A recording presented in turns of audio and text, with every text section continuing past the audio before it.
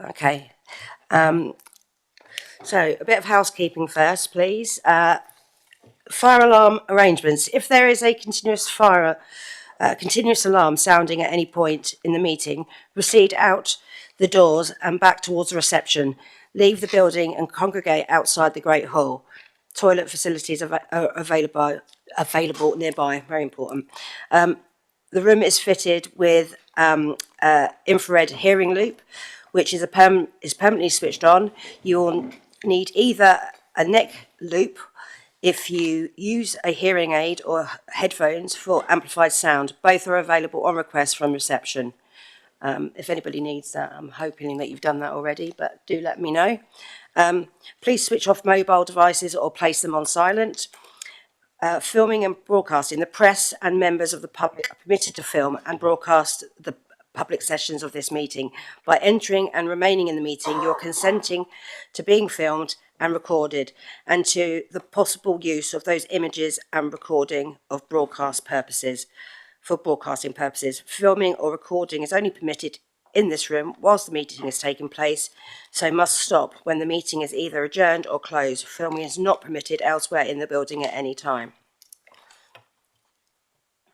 So, firstly, I'd like to welcome back our Vice Chair, Philip Davies. Thank you very much for. It's really nice to see you. You're looking so well. Thank you.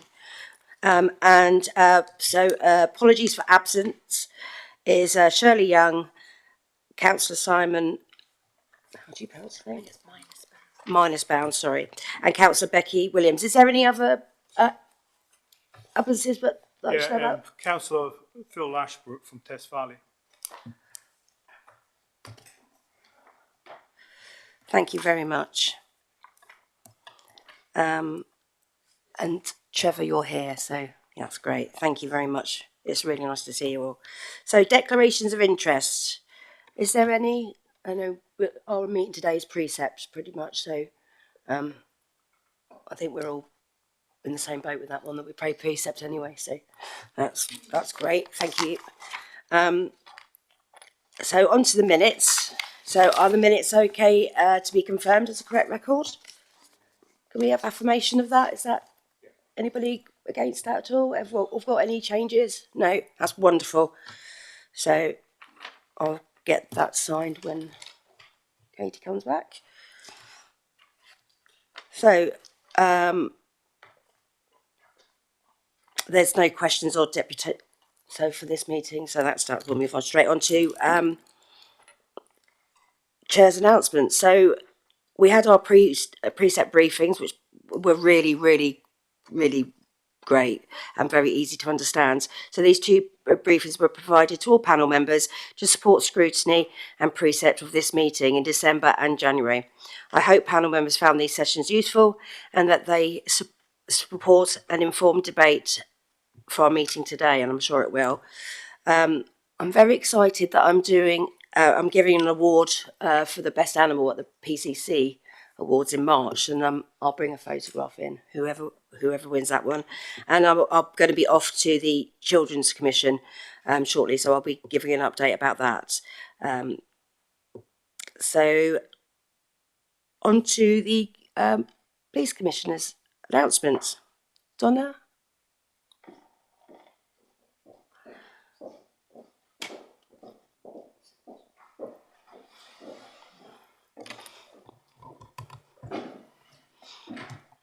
Welcome, Donna. So we'll be doing questions afterwards, but just to remind the panel, it's questions on the announcements. If we can keep it to that. Thank you.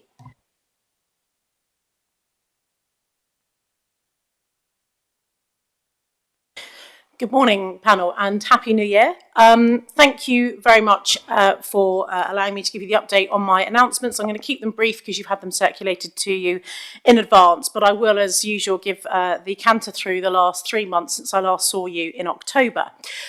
So back in October 2024, so last year, I reopened Ryde Police Station on the Isle of Wight after it had been closed for over 10 years. Thanks to Councillor Lucioni for her support and for being the person who reaffirmed to me that it really did need to be opened. And this is part of my commitment to tackling organised crime gangs and making sure that the neighbourhoods across Ryde are safer. I then during the National Rural Crime Action Week from the 21st to 25th of October, reaffirmed my commitment towards tackling those gangs that are working across our rural communities, including highlighting the serious threat posed by these gangs. I've also invested over £1 million into the Police Intelligence Unit over the last year, thanks to your support at the budget meeting in 2024, which has included paying for rural area cars, named local bobbies for every community, and more tech going into our rural crime teams.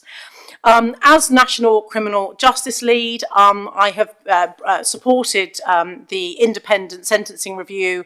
The Lord Chancellor Shabana Mahmood has appointed the Right Honourable David Gauke, the former Lord Chancellor, to do a review of sentencing across the criminal justice landscape, and I was invited to take part in a consultation session that he ran 2 weeks ago, and was able, through DCI Wayne Jackson, to make some representations in on things that I think need to happen to ease the prison space capacity.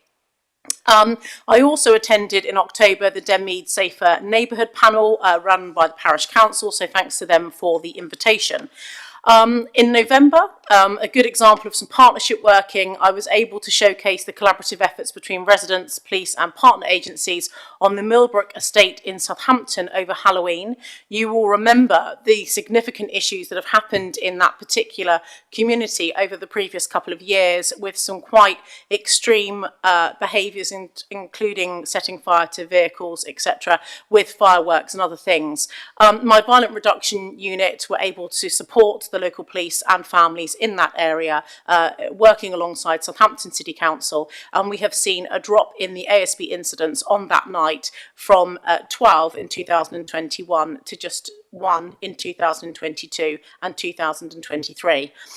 I published my More Police Safer Streets 2, my new police and crime plan spanning 2024 to 2028 in November as well, following the panel's support of my police and crime plan. Over 10,000 people responded to the consultation, which did end up being the highest engagement of any police commissioner in the country, and I am really delighted about that. The police, I was then able to support the multi-agency stalking partnership, referred to as our MASP. And this is about working with people who have particularly challenging behaviours. Hampshire and the Isle of Wight has been recognised as national best practice for the multi-agency stalking partnership that I commissioned with the probation service, with health, and also through, as I say, with the police funding that I'm responsible for. I then took the opportunity to highlight the driving down of antisocial behaviour across Hampshire and the Isle of Wight during ASB Awareness Week, which was from the 18th to the 24th of November. I invested over £1.25 million into combating antisocial behaviour, including a £500,000 ASB fund, which I launched in March of last year, and supported with an extra £750,000 that came from a Home Office grant specifically to tackle ASB in high streets, and I'm really grateful to those councils who have supported that joint community warden scheme. In April, 1st of April 2020, we had 37,325 recorded incidents of, in that previous, from April 2020 to March 21, 37,325 recorded incidents of antisocial behaviour. In the last year, 1st of April 23 to the 31st of March 2024, it's dropped to 18,153. So you can see we have seen an almost 50% reduction in ASB over the previous 3 years, which is very encouraging. I launched my annual precept consultation in preparation for the budget report, which is for you today. In November, I was also keynote speaker at the East Hampshire Association of Parish Councils annual meeting. I'm very grateful to them for inviting me. I've partnered with Portsmouth City Council to enhance public safety with the Funding, Guardian, Resource and Incident Packs, referred to as GRIP Packs, for 7 venues across the city. And this is in support of Martin's Law, which you will be aware is working its way through Parliament at the moment. But particularly, Martin's Law is about supporting public venues in the preparedness for any kind of terrorist-related incident. So thank you to Portsmouth City Council for their forward-thinking work in working alongside my office on that one. I was able to open nominations for my annual award ceremony, as Councillor Lucioni has just referred to, and I've been overwhelmed by the number of nominees we have had and some really excellent examples of community work in support of the police police and community safety. And my awards are taking place in March this year, and an invite will be sent to all of you. I visited the Isle of Wight in November as well, particular into Shanklin, Network Ride, and was really able to celebrate and look at the positive impact that's come from opening of Cowes and the Ryde police station front counter the previous month. Met with some of the local bobbies and our PCSOs, and I was able to then review some of the funding on one of the contracts I've given to Network Ride in the outreach sessions that they have run on my behalf with young people, which has led to a 27% reduction in antisocial behaviour in the area. I then went on to praise officers for their work in reducing knife crime during Operation Sceptre Week. In total, 338 knives were recovered and over 20 arrests made across the force area. So again, well done to them. As part of the International Day to End Violence Against Women and Girls, I launched the Safer Together Hampshire Hub, providing advice and resources on sexual violence, abuse and harassment. And this was funded in part by the Safer Streets Home Office grant and the platform, which again was developed by Portsmouth City Council. And then towards the end of November, the Chief Constable and I were delighted to open Yateley Police Station again for public access to enhance police visibility and accessibility, particularly in the north of the county. I was invited to open the Police Force's Black Asian Ethnic Minority Network Conference, referred to as the BEAM Conference, and this really gave me an opportunity to acknowledge the challenges around race, trust and accountability in policing, emphasising the needs to foster a sense of belonging and fairness within the force. In moving on to December then, with Assistant Chief Constable Tara McGovern, who is the Assistant Chief Constable Head of Local Policing, we arranged a multi-force meeting with Wiltshire, Hampshire and Thames Valley police forces, along with local MPs, police and crime commissioners and senior police representatives to address the cross-border issues arising from organised rural crime. We have had a very serious incident that occurred not far from the border of the top of the three counties in the top part of Hampshire, which has resulted in a charge of attempt murder against a gamekeeper. I then visited Havant and met with Councillor Phil Monday and local traders, and Sharon, who is one of the community wardens paid for by that fund I referred to earlier. I could see just what impact she's having on the high street in Havant. It was incredibly encouraging, and I'm really grateful to Havant for supporting that particularly, and that has seen a drop in antisocial behaviour in the town centre with over 100 patrols conducted, so well done to them. I then funded a campaign jointly with Southampton City Council to improve the nighttime economy, and this is really around travel safety. The campaign aims to raise awareness among students about licensed taxi services supported by the universities in distributing key rings with safety information on to ensure that students can get home safely. There is a particular concerted effort, and you will recall previously that I have funded work around having specialist policing teams in the Southampton, and all of our urban centres, but during the nighttime economy, we're working with door staff and security companies in Southampton City Centre and also funding street pastors who have also been trained for signs to look out for any kind of sexual exploitation behaviour towards particularly lone females or females who may be slightly intoxicated coming out of bars and clubs in the Southampton City Centre. I commissioned the King's Trust, previously the Prince's Trust, to deliver a new programme which is called Get Into Construction. Now, this is really probably one of the things that I'm most proud of over the last year. These programmes that have run across Portsmouth and Southampton, and thank you to both of the city councils for providing venues and actually Southampton for the idea around this initiative. It's about targeting the highest risk 16 to 19-year-olds who are committing the most serious violence, just in those particular two cities.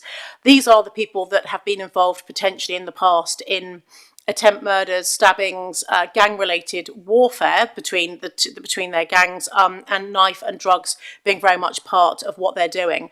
The exploitation of them is also often extremely high.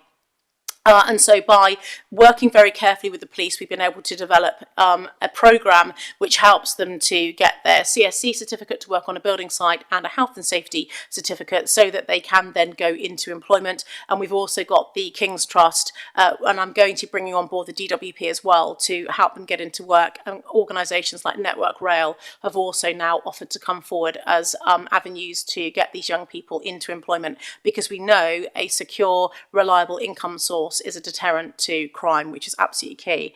I welcome the government's announcement on neighbour policing, which called for named contactable local officers for every community. Well, as you know, that has been a passion of mine for the last almost 2 years now. And in January this year, we have celebrated the 12-month anniversary of the rollout of my local bobbies. So I'm delighted that the government has followed my path there and are now wanting to replicate that for all police forces across the country. And I'll be touching more on the local bobbies in my update on the budget. So I won't go into that too much now unless you want me to. During County Lines Intensification Week, Hampshire and the Isle of Wight Constabulary were able to seize over £300,000 worth of drugs, and I was able to praise the force for dismantling 14 drug networks, seizing £134,000 in cash and arresting over 94 people. They also confiscated over 170 devices, so mobile phones, and over 30 weapons, and that ran from the 25th of November to the 1st of December, and it really was, as I say, targeting drug networks and helping to protect some of the most vulnerable people. I was able to reaffirm my commitment to the force's efforts to tackle retail crime in December, and was able to highlight a national report for exemplary efforts in tackling shoplifting.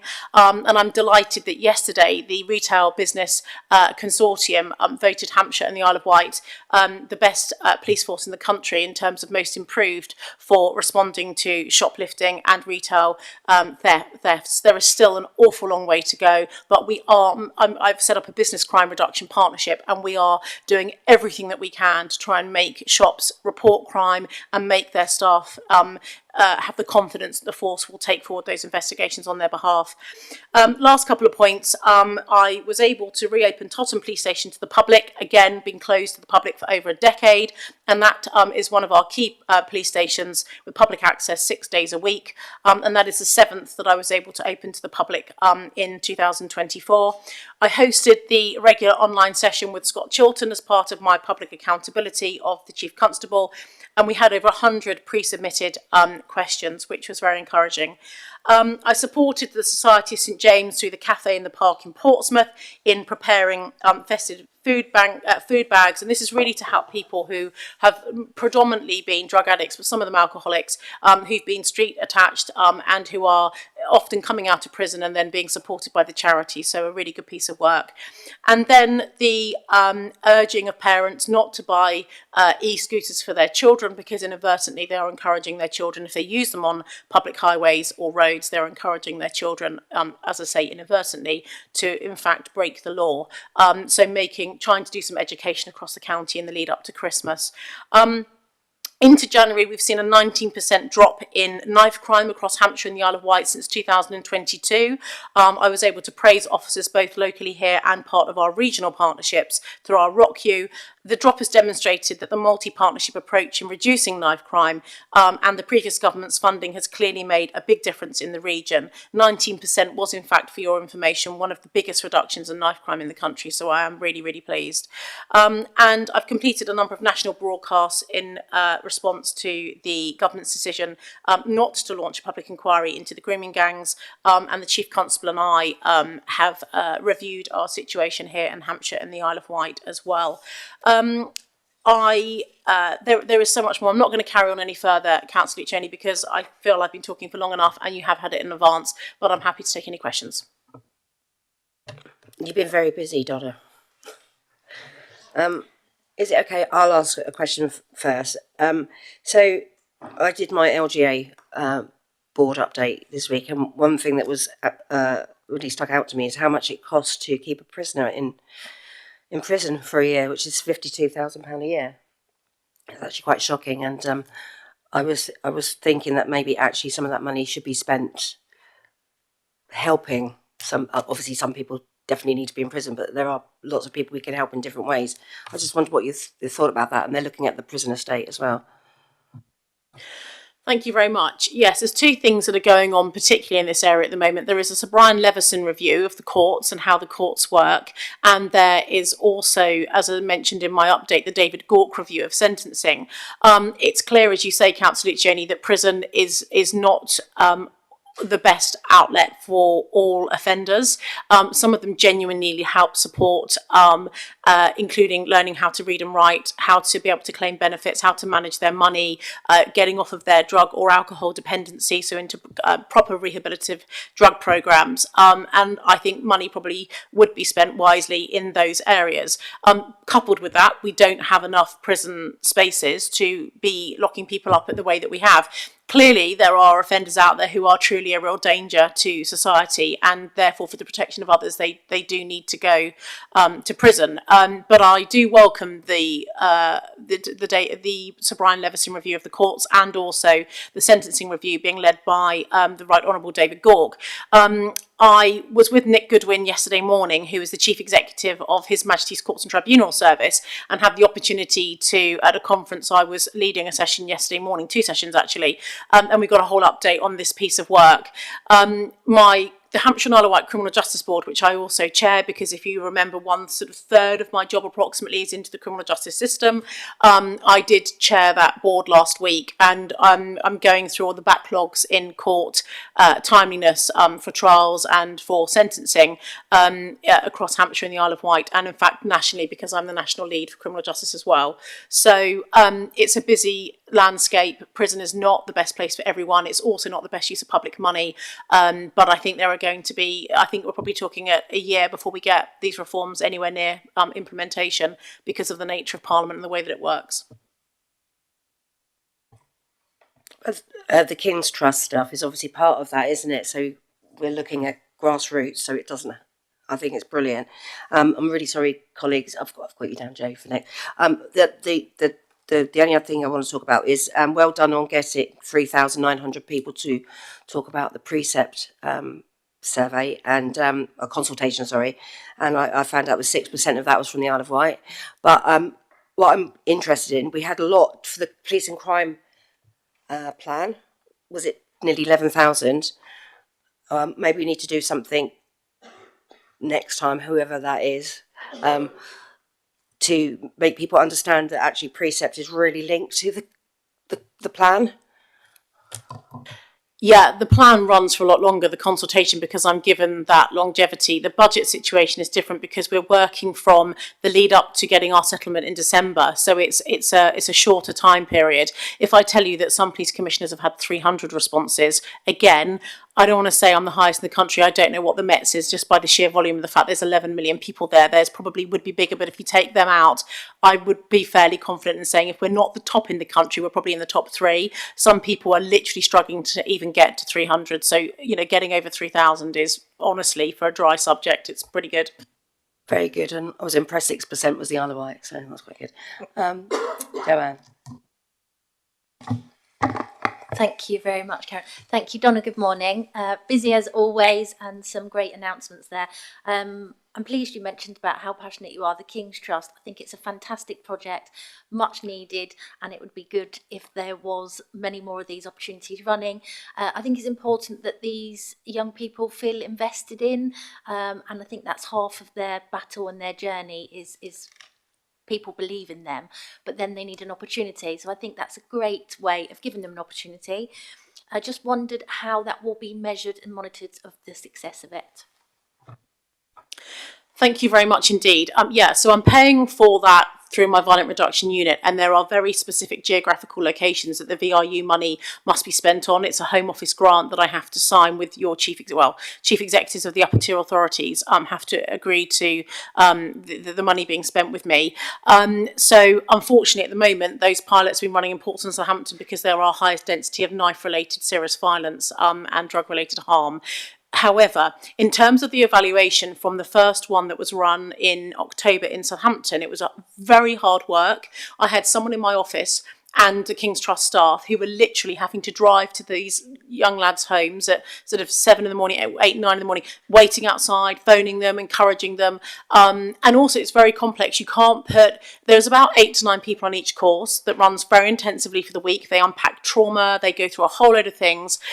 You can't just put any 8 or 9 young people together from the city of Southampton, let's say, because a lot of them are feuding with each other. So we've had to really work, and if we know that we want X person on there, but we've got Y on this one, then we have to put X person on the next one, and we're doing it alternate between the two cities at the moment each quarter. But the amount of work that went in from my team and from the King's Trust to make that week a success was unreal. From that first one, I think I'm right in saying 4 are now in full-time employment working on building sites. One, the last update I had, was about to go onto a building site and work, and one, we think with a little bit more support over time, we'll get there. So actually the success rate is going to be approaching 75%, which, considering these are people who, most of them have been already in young offenders, these are people who've already got, criminal records by the age of 16, 17, 18, and for some of the most serious crimes in the county. So yeah, it's really good. It's looking really, really good. And I hope that I'm going to be able to roll this out, as you say, further and wider as well. Thank you. We've got Richard Brown next. Thank you. Right, try the other one. Thank you, Chair. Emma, I'd like to pass the Leader of Havant's thanks for your visit to Havant and talking with the traders. They were actually most impressed and quite excited about your visit. We do have the ASB officer, you've mentioned her. She doesn't not only patrol Havant, but she patrols Lee Park Centre and Waterville Town Centre. I think we're concerned that we want that to continue. We don't know when your settlement will be, but I think with all the districts that have these extra officers in, it's really important that this does continue. Thank you. Can I make a recommendation that perhaps you and I write jointly then to the Home Secretary and reaffirm the positive impact, because it was actually a funding programme that came from the previous Prime Minister, Rishi Sunak. I think it was launched in March. We had literally no time to turn it around, which is why I wanted to use existing wardens. Your lady is absolutely fantastic, and you're right, she does do Lee Park and Waterloo. Hence, she's done 100 specific targeted patrols in the short time before it started to me going to see her. I'd love it to continue as well. So let's see if we can, and it wasn't my general funds that paid for it, so it won't be from my settlement. It was a programme, but let's see if we could lobby together. That's wonderful, Donna. Thanks for that. We've got the Vice Chair. Philip, please. Thank you, Chair. Great update. Glad I'm back, and that's a brilliant update. So, great way to start the new year. Progress on police stations is amazing, and hopefully others will follow your lead. I was going to ask, actually, the question Richard asked. The investment in terms of antisocial behaviour, I think, is really important. You've made real progress there. It'd be such a shame if that investment didn't continue. My ask, and actually Karen asked this on one of our briefing sessions last week, and it's great that you've got the figures for Isle of Wight. Is it possible, and I know this is kind of in the weeds, but is it possible to share that back to us in terms of the demographics, so that we could go back to our county districts and so on, constituents, and let them know if they're performing well, then we can pat them on the back. If they're not, we can encourage them to build up your figures even further. Yes, so Marisa Charles is here, my comms manager. We can send through to you the report of the male, female, what district or borough or city the respondents are from. So we can send you that breakdown, so you can see how many people from East Hampshire have responded. Yeah, that is interesting. So I found that interesting from the Isle of Wight. Yeah. Trevor. Right. Yeah. Good morning, Donna. Good to see you again. Really, just sort of going through your report that you did. I mean, it's all about enthusiasm, energy, and achieving an awful lot, actually. So well done for that. I was also interested in the antisocial behaviour situation as well, and obviously there's a very good reduction in it, which is wonderful. Obviously, there's been quite a lot of funding gone in to do that. Is that funding going to be available for carrying on in the future? Because obviously, it is important because it's working very well.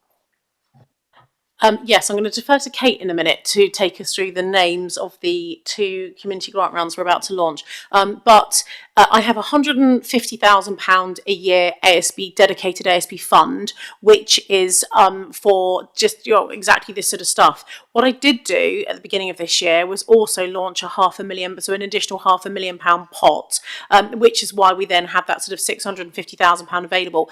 I will say though that there has never been a problem with funding any initiative that's come to me, because I've never spent all of that 150 that I have each year. I think the most we've got to is just over 90,000. I think about 92,000. So, please keep that. And you can make those bids into my ASB fund, 365 days of the year. It's not just when I've got a community grants round open. But what I do, in addition to having my ASB fund, my £150,000 a year, which is just rolling ongoing, is I do then have what I call my grants rounds that happen each year or every 18 months. And I'm just going to defer to Kate, who can explain to us what they've been over the last couple of years and sort of what we've got coming up. Thank you.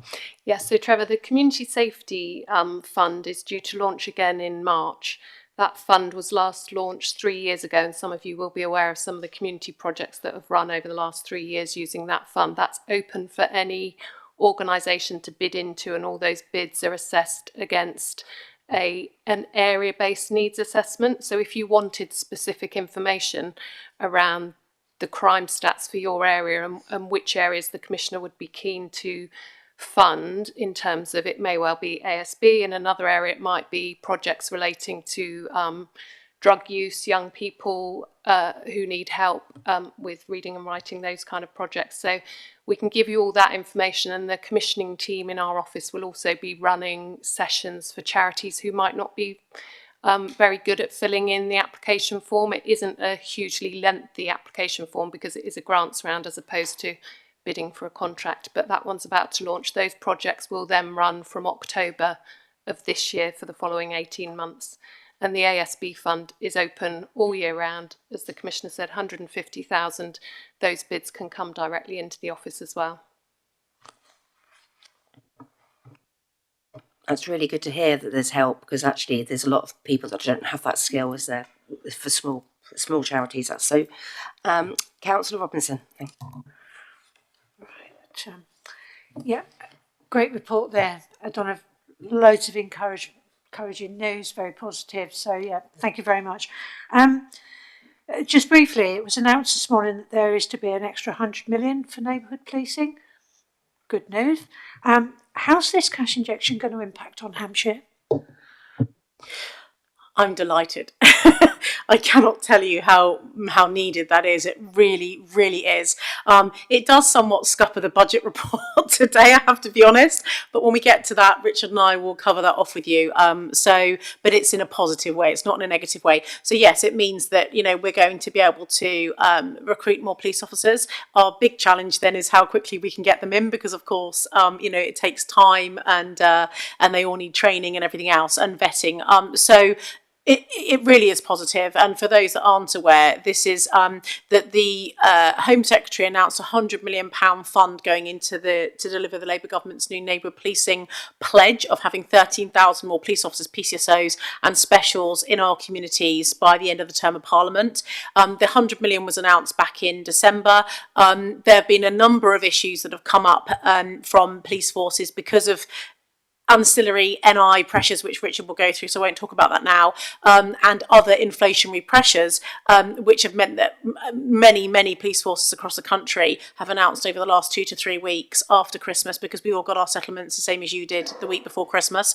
They've worked through that over the Christmas period, and then in January, for the last 3 weeks, they have been announcing that they are going to have to, in fact, cut police officer numbers. In fact, one of our police forces that's most similar size, demographic and sort of spread as Hampshire, was actually on the precipice of getting rid of 200 police officers and PCSOs. So you can see the contrast that we're in here in Hampshire, where I'm able to bring you, positive news in terms of our recruitment stuff.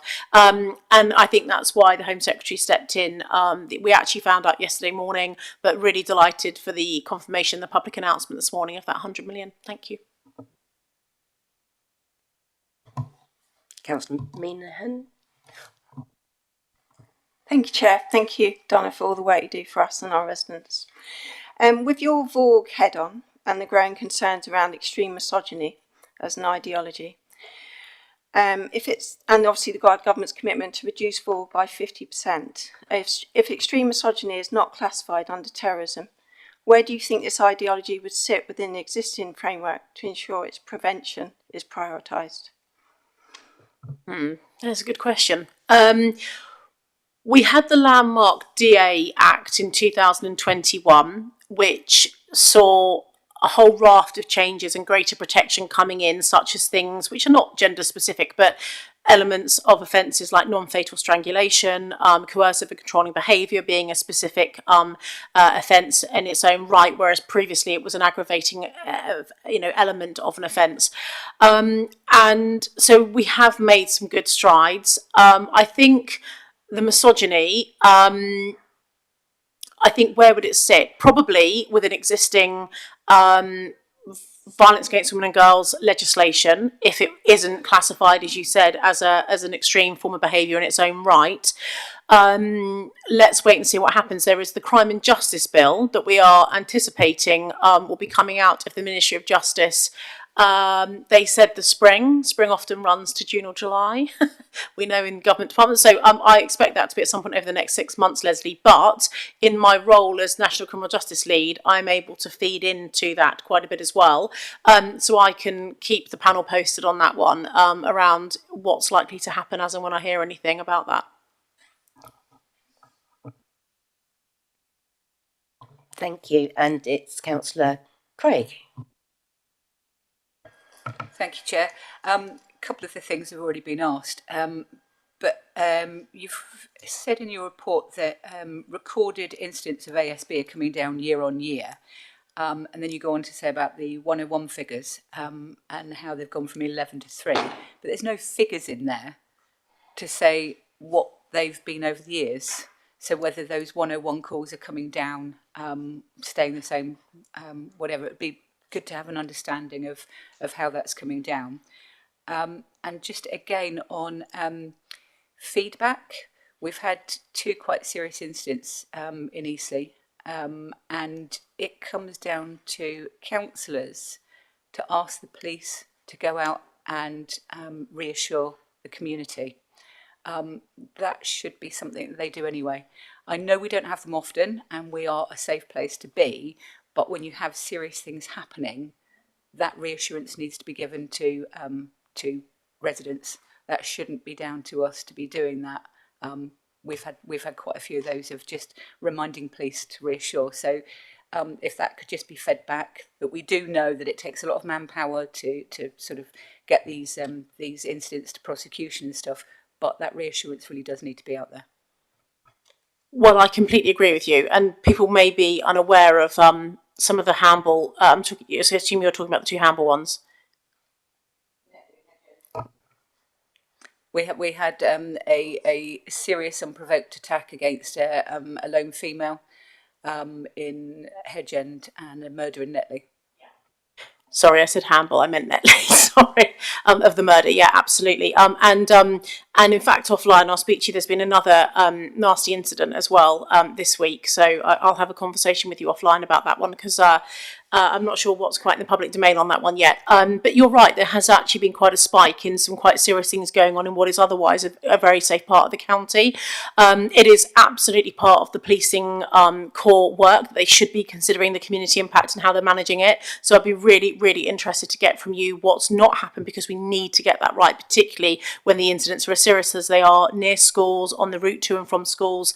It just creates unnecessary anxiety. So if there's better ways for the police to be doing that community impact, I'm really keen to work with you on that one. In terms of the police officer numbers, there they are. I'm sorry, police officer numbers, the core numbers. Thank you so much for highlighting this point as well. Whilst it's up there, I'm just going to quickly, because I felt like I was talking too long earlier, so I skipped this bit, but it's an important bit. Emergency calls using 999 were answered on average within 11 seconds in 2023. In 2024, they were answered within 3 seconds. The 101 non-emergency number average speed answer in 2023 was nearly 11 minutes. In 2024, the average was under 3 minutes. The call abandonment rate on both numbers has fallen significantly. So you know the pain that the force was in, obviously sort of going back to 2021-22, and then in 2023, when once Scott had started in February 23, I was able to then sort of really hone in on this with him, and we did then open that new call centre on the eastern side of the county, if you remember, in 2/3 of the way through 2024, which has massively helped with recruitment. But we have gone from being in the bottom 5 forces in the country in terms of abandonment rate and answering of 101 to top 3. And I think last week we were number 2. So we are doing incredibly well. The staff are much happier now. Therefore, the turnover of people leaving is reducing as well, which is really good. And I have to take my hat off to the Chief Constable and his team for really turning that service around. I mean, yes, I've funded a lot of those things, and I did crack the whip, for want of a better phrase, but the Chief has stepped up to the plate and done a really good job, so fair play to him. Councillor Oliver.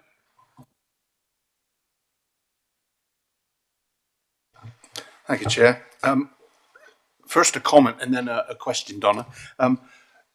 As you lead the crime panel for Hampshire, you're obviously aware that the court service is being regarded, it's like a Cinderella service at the moment. There's a complete lack of investment in it, and we're starting to list cases of serious crime in 2027 for trial, and that kind of delay in justice is no help to victims or the person charged. So how we can get some joined up thinking between the police and the courts would be helpful in trying to reduce the number coming through. And the second point is about estates, because I always like to talk about estates, and you've been successful over the last couple of years, and you've opened, I think, 7 this year of the 10. And I do remember the slide where it had the 10 ones you were targeting. And I was trying to look in the report about where the next 58 million of estates budget is going to be sent, and I couldn't see anything that says where you're targeting estate investment, areas that you might be looking at front counters. Does that exist, and is it shareable? Thank you very much. When we come on to the budget report, we'll be able to give you a bit more information on estates, which Richard will be able to cover. But in essence, yes, we've got 2 sort of main parts of the estates budget. One is the landlord's maintenance budget, and the other is the kind of new capital programmes, the new things. So the front counters was a £2 million budget that I'd set aside for paying for the conversion of the opening of the front counters. We've got a big chunk of money set aside for Southampton Central, complete refurb. We've got money set aside for the purchase of a site in Eastleigh. You know that I'm completing the work in Petersfield, with that police station due to open May, June time. We're just waiting on final dates from the contractor now, but I've got the topping out ceremony with the contractor, I think in a couple of weeks' time. So we've still got some key sites we are looking for. We need more administrative sites for the force themselves as well. I'm looking for new sites to support the police standards department as well, for hearings that are organised through my office when police officers are being dismissed. So there is a lot of money in the estates budget that is covered on the planned capital new programmes. And then in terms of the landlord's maintenance budget, well, that's because I inherited in 2021 a very aged, old, large police estate with over 130 buildings and or sites that we don't necessarily own, but we are tenants in, we are leaseholders or AST, assured short tenancy tenants. And, the work that's required to bring the police estate up to scratch is absolutely enormous. I chair an estates board every 6 weeks. The Chief Constable has put an assistant chief officer, so not a police officer but a police staff member who is at an ACC level, who is then working through with the force around what their asks are. So for example, toilets in Romsey, kitchen in Shanklin, or the things that the police are putting as their priorities of the refurb they'd like to have done. And then I've got my head of estate who works for me with my estates team, which sit under Kate, which is over 50 people because we cheapied all of our facilities management people from Hampshire County Council in August last year over to us. In April last year over to us. So we have got a lot of work going on in estates, and we've had to procure a new computer system called Concerto. I've gone out and procured a new what we call framework partner, which is when there is a leaking roof or a tap that needs fixing or something like that. I've now got a partner called Waits who are now doing all of that reactive and planned maintenance work for me as well. So there's a whole load of things that we've had to do over the last 12 months throughout the estates function of my office, which is the biggest single budget and spend area I've got, and arguably probably the biggest risks area I've got as well. So lots of work is going on there, but I know on your forward plan as the panel you've got that update coming in due course anyway. Could I just come back on that? I think I was also leading on to in your report. It says about more front counters, and I was just wondering, is there an objective for a number of these, or have you got a target list? Are we moving into the budget report now then? Because I can probably, okay. I'll answer the question, but we haven't obviously got to that report yet. But we haven't worked out where they're going to be yet. We've got some ideas. So again, there's two purposes for the front counters. One is to make sure that the public feel more connected and can have easier access. And you'll remember that I made a commitment that every district borough council area in the county would have at least one police station that the public can go into. Now, for some of our council areas like Test Valley, Winchester, East Hampshire, that's a real challenge, because if you live in the north of those districts, the south is a long way away. So we're trying to, like Yateley, for example, that's not ideal on that particular location. Fleet would be much better in that area. So we're looking at where we can have extra front counters. I've had a lot of communication about Alton, for example. But the operational reason for having them as well is because if you are a member of the public who is out on licence from prison and you have got weekly or daily or 2 or 3 times a week reporting, if you live in somewhere like Alton, then your options at the moment have been either Basingstoke or haven't. And if you don't have your own vehicle, which many of the people that the force are dealing with don't have their own access to their own vehicle, then public transport from Alton to get to either Petersfield or to Havant to go and sign on twice a week would literally take you best part of 2 days, all day travelling there twice a week to do that. So there are some really operational reasons why we need front counters. There's also the public trust and confidence, reconnecting back to the police force. So that work is being done at the moment. I'm really happy to take any representations from panel members outside of the meeting around areas in your own patch if you particularly want to talk to me about that. Many of you already have, but I'll be sharing that information in due course once, if the budget is agreed and signed off, then we will start doing the work on that and working out where the new front counters will be. I am very lucky to visit our police stations on the island. They're quite dated, as you know, but I do know that there's been quite a lot of work done and they do look much better inside. So I just want to give you that feedback. Any other colleagues? We're going to move on to precept in a minute. So just one more. Councillor Richard Adair. Thank you, Chair. I think it's fair to say that over the years, policing has not been given the priority towards shoplifting. And I think we've all seen horror stories on CCTV of gangs of youths and individuals going into shops, grabbing handfuls of goods, running out completely unchallenged. In Portsmouth, we have numerous small shops, and I go around, I speak to them, they say that shoplifting is a major problem. I know you said that we're improving our response to shoplifting being investigated.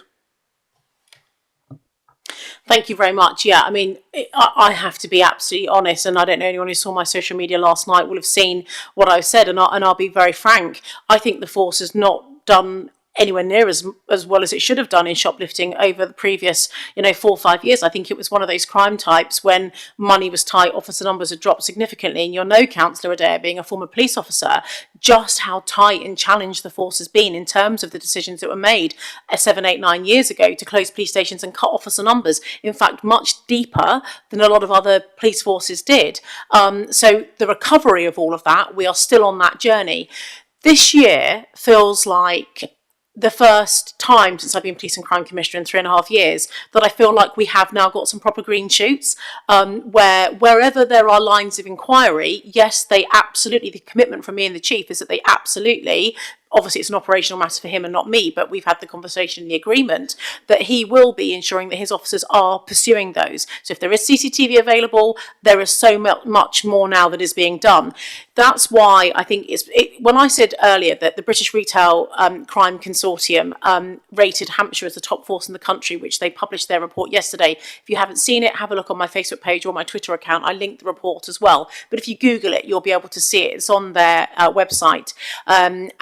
I think it's because it's the most recovered police force in terms of our trust and confidence, and retailers now starting to report crime more and more and more. We have seen a spike in shoplifting offences reported over the last 12 months, and we don't believe that that's because there's been a 30% increase in shoplifting. It's the fact that the retailers were largely not bothering to report before because there was no point, because the police just weren't turning up and investigating. You know, Tangier Road and some of the awful things that happened there in the summer of 23, really awful kids almost in a gang in shops throwing tins at, using them as missiles, for example, at the shopkeeper on the shop on Tangier Road. So there has been an awful lot that has had to improve and change, but the police are now proud of the fact that they have the resource to turn up, that's now operationally what they are being told to do. The Chief Constable has set up town centre teams. Commercial Road may be a conversation for you and I to have offline, because there's lots very complex, as you know, beyond shoplifting in terms of the crimes that are going on there as well. But we have now got very dedicated teams. I'm also about to, and I don't want to kind of go into too much detail now, but in the next couple of weeks, I'm going to be announcing, Councillor Pitt is aware of all of this as well, a new contract which with an organisation which is going to be revolutionary for shopkeepers, independents, national chains, and I've got the backing of all of our big supermarkets, John Lewis, etc., on this work that I'm doing, and I'm going to be rolling out, and it's going to make it much, much, much easier for retailers and independent traders to be able to literally upload the CCTV straight away, fill in their own crime report. It creates the equivalent of an MG11, is it? So basically gets it all ready, so it lands in either a neighbourhood MPT officer or into a CID team. They're packed up, ready to go, so it can be passed off to the CPS pretty quickly for a charging decision. So we have also seen over the last 12 months a 76% improvement in our outcomes for victims of either retail crime, verbal abuse, threats and shoplifting, shop thefts. So there is an enormous amount that has improved. And yeah, I'm proud of the work that they're doing. We came from a low place, but we are getting better, quite a bit better. Thank you, Donna. That was really informative. So I think everybody's had a chance to speak on this, so we'll go on to the main subject of the Police and Crime Commissioner precept. So we have received the Police and Crime Commissioner's proposed precept for 25-26 and supporting financial information. Under the Police and Crime Panel's Regulations 2012, we are now required to review the proposed precept. At the end of the discussion, I will invite members to vote on whether or not they support the Commissioner's proposed precept or whether they wish to veto the proposal, which would need to be supported by 2/3 majority of the membership of the panel. We will then require to formally report our decision to the Commissioner, which may include any recommendations and, if necessary, confirmation of the veto decision. The PCC is required to have regard to the panel's report, including any recommendations, and to provide a response to the panel and publish her response by the 15th of February. Unless a veto decision has been reached, the Commissioner will then issue her precept. We will now hear from the Commissioner and her team. Thank you very much. Thank you very much indeed, panel. I'm going to hand over to Richard Croucher, the CFO for both me and the Chief Constable, who will take us through the budget report.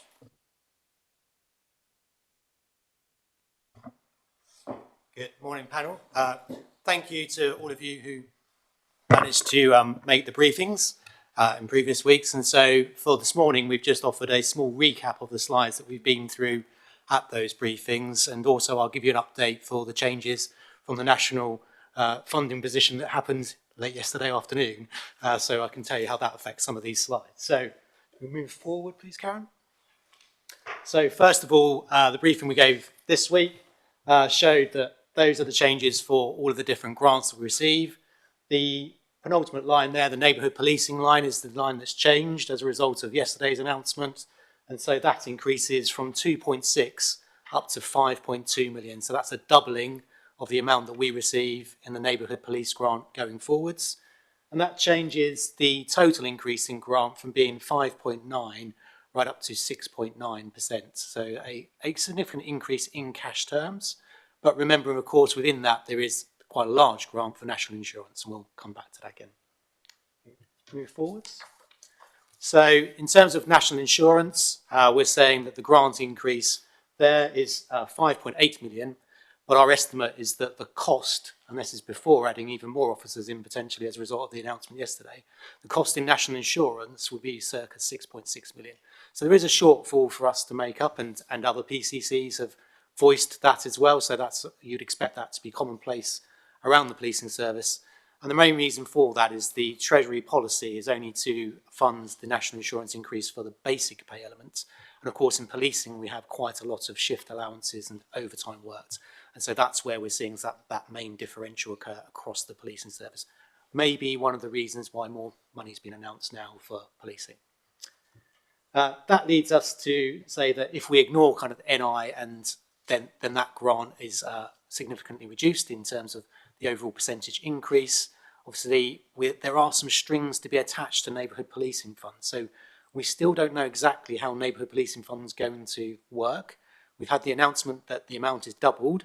There is a reference in a letter that's came out to PCCs to say that there will be some strings attached to it, but we're still unclear exactly how that model will work. But as the PCC has said to you, we expect that to be linked to the increase of 13,000 nationally, which the incoming government has said they would like to achieve by the end of this parliament. So we're expecting some kind of model to say you must increase your numbers. Therefore, we're assuming this money must go into officers, PCSOs, or to specials. There is a risk for us in that, though, as well. So with the core grant is traditionally increased for inflation each year. And of course, the non-core grants, which neighbourhood policing is one of them, those grants aren't always increased for inflation each year. And so if we were to go out and recruit additional personnel as a result of those grants, first of all, there's no guarantee that that grant would even be continued. But secondly, even if the grant is continued, there's no guarantee that inflation will be added year on year and what that inflation figure would be. So it does create a little risk for us in that environment, but overall it's good news that more funding is available. Move us on, Karen. So in terms of the precept then, so as you heard, we had a relatively good response to the precept compared to most other areas. And those responses did show that there was an acceptance that the precept should rise for policing in Hampshire and the Isle of Wight this year. We obviously listened last year to the voices of people which said that they were finding things much more challenging, the cost of living situation last year, and this year 77% of respondents accepted the need for a rise. And within that figure, the top category there, if you take those top three lines, what that shows is that 64% of the respondents showed a preference for a rise of somewhere between £10 and £20. And obviously at that point, we didn't know what the precept referendum limit was going to be. It subsequently be announced as £14. And so the £14, which is suggested by government, is very much within that zone of where we're seeing a lot of the public say that they would expect precept to rise for policing within Hampshire and the Isle of Wight. Next slide, Kat. We have the operational statement from the Chief Constable, so you will see that in Appendix A of the budget report. The Chief Constable is very much recommending that the PCC increases by the government recommended £14 on a Band D. And then just a reminder of where we sit compared to other forces in terms of our overall level of funding. So you'll be aware that for many years our funding per head of population has been very low, and we've been in the bottom 5 for many years. You'll see that the provisional figures that are now coming out show us slightly climbing that table, and that's to do with the additional recruitment grant which has been announced. And as we've been successfully adding to officer numbers, we've actually been able to attract more additional recruitment grant than some other forces. And so that has improved our position in that table, but nevertheless, we're still towards the bottom quartile when we look at our overall funding per head of population compared to others. And then council tax comparisons. So council tax varies greatly across policing. The variance is bigger than any other sector. And you'll see then that we're still below the average in terms of council tax. Obviously, if all PCCs go for the same increase, so if all went for £14, our position in that table would remain exactly the same. But even with a £14 increase onto our Band D rate, we'd only be moving towards what the average is currently. So it's very likely that with the increase that's being proposed, we'll still be below the national average of council tax. So the precept proposal is £14 on Band D. That represents a 5.35% increase. That, we think, balances the views of the public and the Chief Constable. It meets the expectations of government, and that was reaffirmed in the announcement again yesterday and today from ministers expecting that £14 increase to be added. And it considers the operational requirements both for now and for the future as well in the medium term. It's still highly likely that we'll be below the national average, and our overall funding levels will still remain below the national average as well. It's probably just worth highlighting that in Hampshire and the Isle of Wight, most of our council taxpayers don't actually pay the Band D rate. They pay A to C, with Band C being the most common. And if you move on, Karen, then what that table there shows you is what people actually pay for the different band rates. And so you'll see sort of the Band D rate is £14, Band C is £12.44 per annum, and that's around about £1 a month increase for that group. Across the medium term, we always look to say what are the challenges coming forward. So we do see potential for a deficit, but as I said earlier there, that's assuming that funding goes up by 2% on the core grant and no increases for those non-core grants. I think as the size of those non-core grants grow, then the Home Office will need to reconsider their position on those things to say whether they will increase by inflation in future years. So we'll monitor that position. As PCC said, we are expecting a spending review out late spring, whenever that might be. And so we will then get a better understanding of what the future looks like for police funding at that point. And in terms of growth, so within the budget, you've got the full list of all of the growth that's added into the budget, Appendix E. But to highlight that within the growth for 25-26 is £15 million worth of growth. And we've heard that some other PCCs and forces are struggling to balance their budgets, but we're looking to make sure that we're covering all of those essential additional costs that need to be met and additional investment in police officers on top of that as well. And so that's the list of the ongoing broken down in more detail. You'll see top of the list is the additional cost of national insurance at 6.6 million. So that really inflates that growth figure quite significantly. And then police officers at 3 million. So that's the 50 extra police officers which announced that will potentially increase with the announcement from yesterday. And then investment in our MASH function, which is our multi-agency safeguarding hub function, and vetting and so on down there. So those are all listed out in the report itself.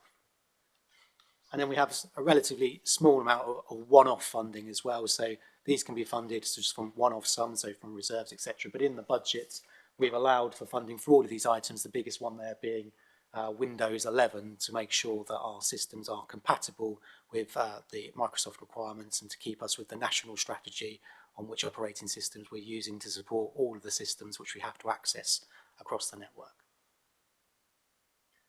We have the capital programme, as you referred to earlier. So really for us and police, it's really only estates and vehicles.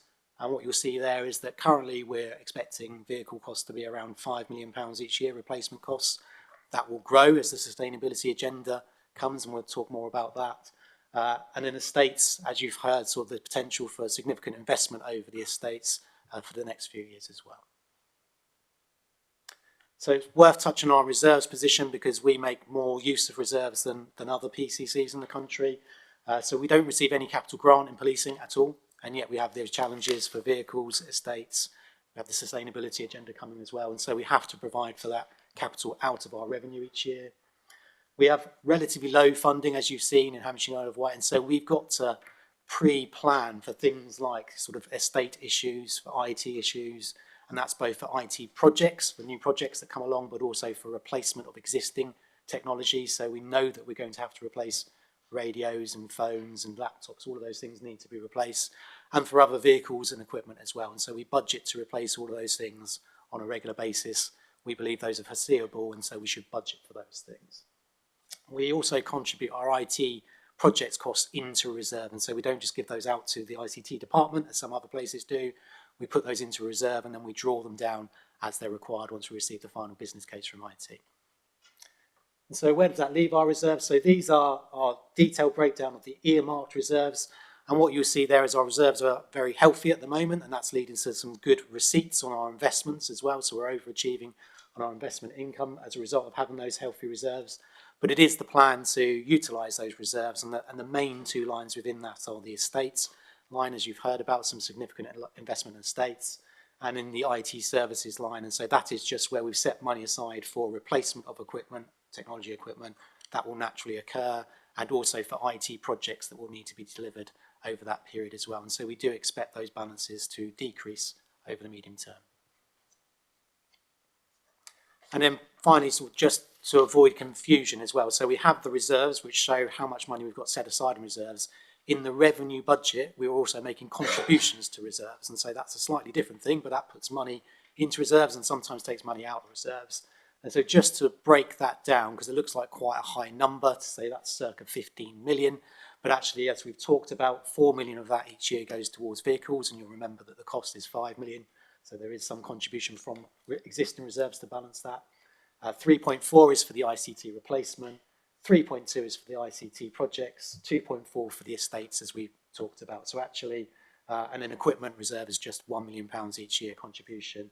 Any other contributions reserve net down to 0.7 million. So it's really those small number of items where we're contributing to reserves each year, which create that ongoing contribution. And we obviously draw those out as we buy vehicles and as we buy equipment and as we buy IT.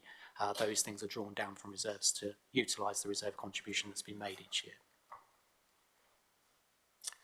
That was it. It's probably worth just adding, so as a result of that announcement yesterday, the balance of council tax versus grant is one thing which we often talk about. And so the announcement of the increase in grant yesterday changes that to 59%, 41%. And by that, what I mean is 59% of our funding next year will come from government grants and 41% will come from council tax.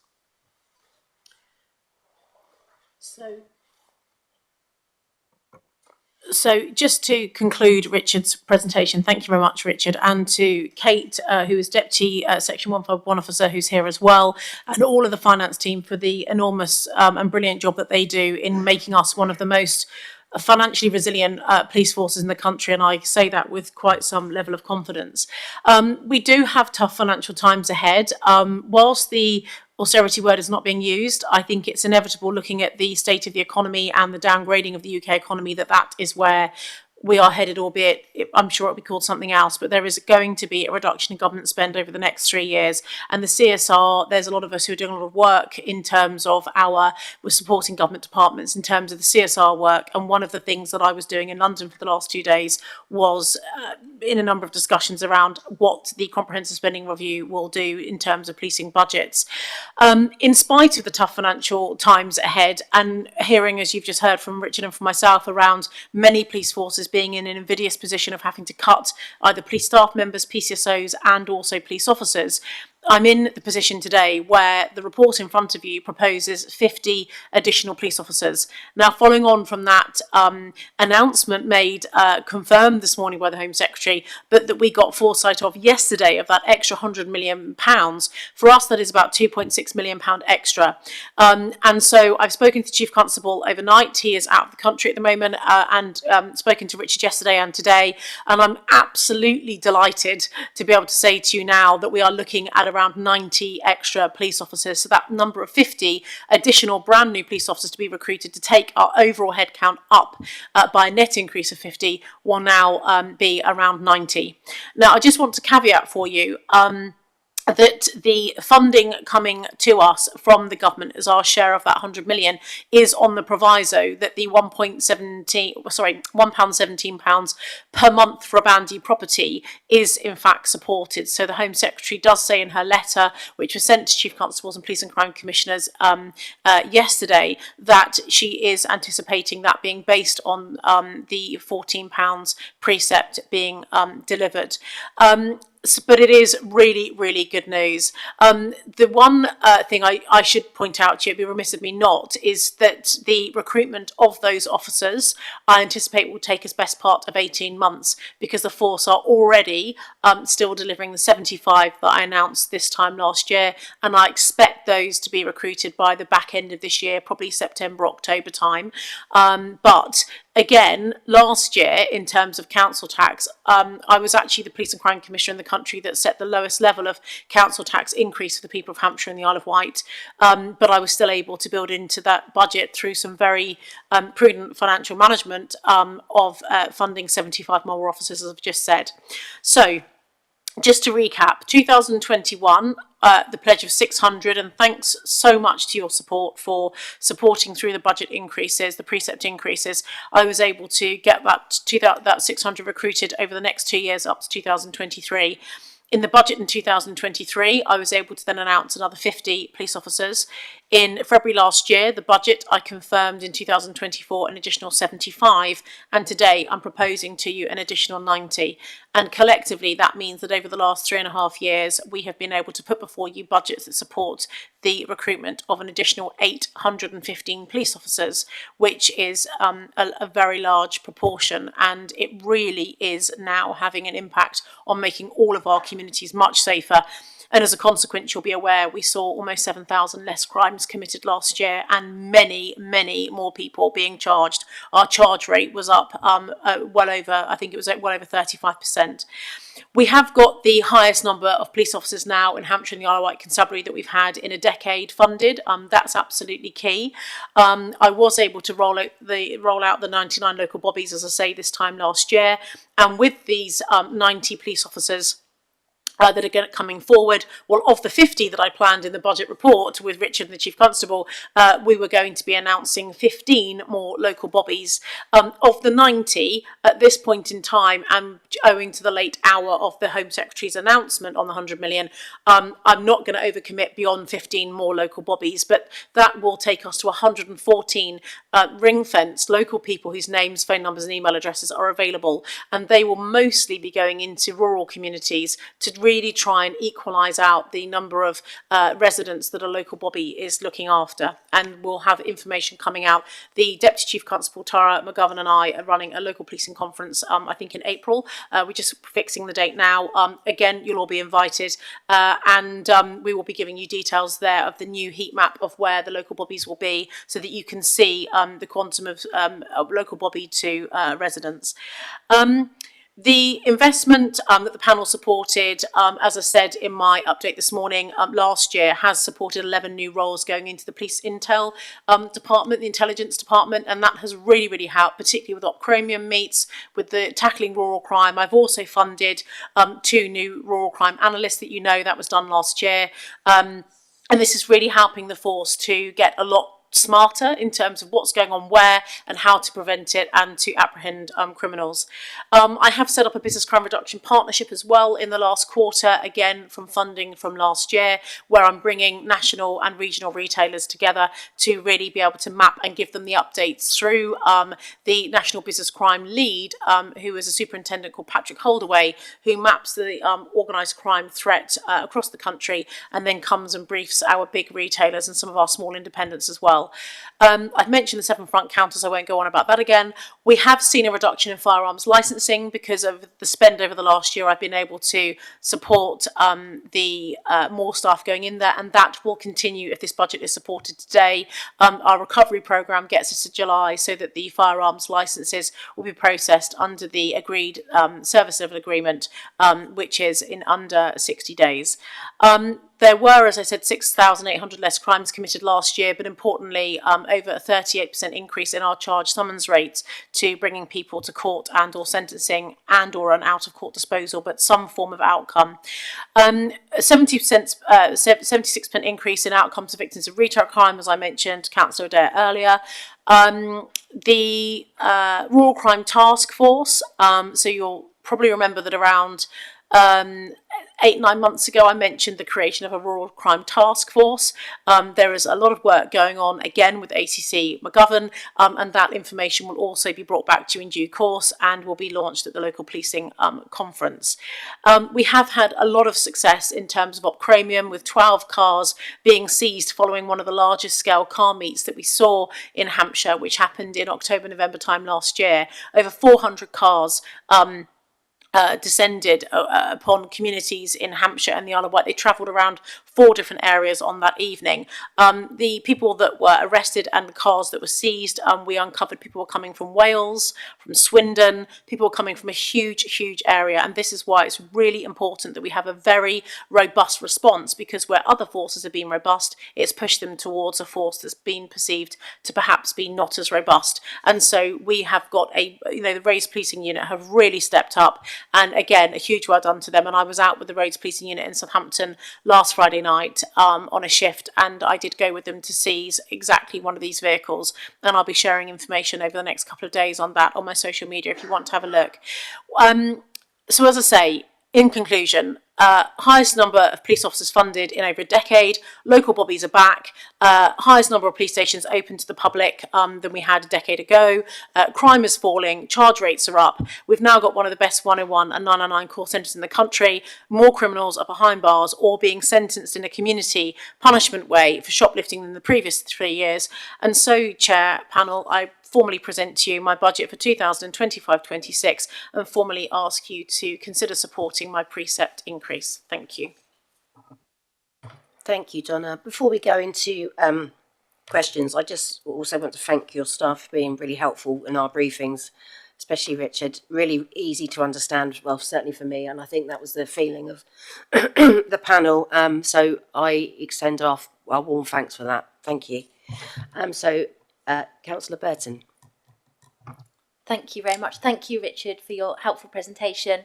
So, Donna, I wanted to ask a question about 6.10. It's about the vetting.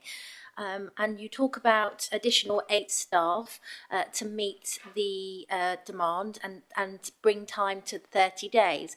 So my question really is, given the 50 are now potentially 90, is there still a requirement of 8 staff, and do you think you can meet that target of 30 days? And what's that reducing from? Oh, well, there's the question. Yes, we are going to need more staff, would be my anticipation.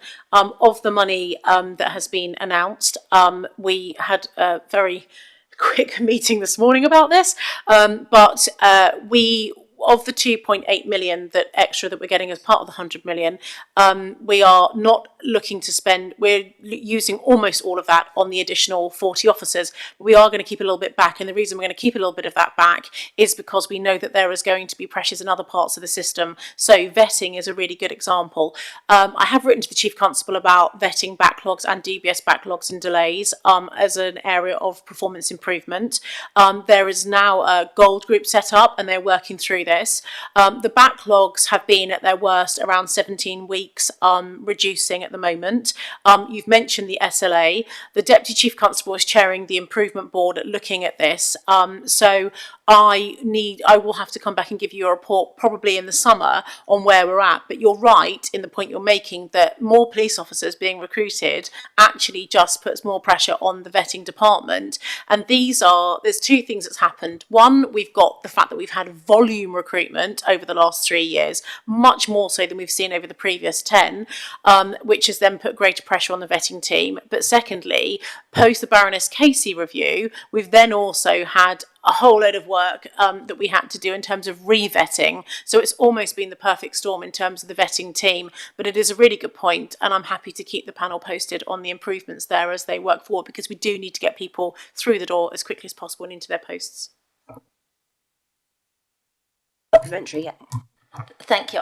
I mean, I just obviously, the vetting, I think it's about the quality of the vetting rather than, obviously, we want them through the door as quickly as possible and reducing that time. But, in light of what we have seen in days gone by, I think it's important that there is, a really robust vetting process there. And that doesn't impinge on, hopefully, the vetting process has enhanced and will continue to maintain a higher level to make sure that we get the right result on that. And I just want to say, I don't have any other questions, but I am happy personally to support the precept that's in front of us here today. I think we are living in times where we are seeing increased pressures and demands, prices are hiking, and we're seeing a cut in services. And I support it, Donna, because we're not seeing a cut in service here. We're seeing an increased service, and I think that's it's contributed to the support that you've had from the return of the consultation.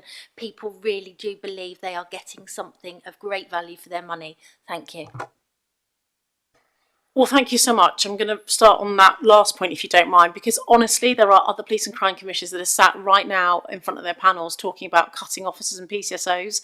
And look, I'm not saying that we're not going to ever get there in the future, but we are going to do everything in our power that we possibly can to make sure that every single penny of public money is spent in this police force as wisely as it possibly can be, so that we can keep and really try and protect our front line, which actually, look, I'm not going to criticise other people's decisions in the past, but I'm a big part of my role for the last 3 years has been undoing some of the doings in the past, and that's but we're getting into the green shoots now. We're looking to the future. I want to be positive with everyone, but we have all the ingredients, and in some parts of policing we have got the very best examples that you can see in the country, and I want that to be across all of our police areas in Hampshire and the Isle of Wight Constabulary.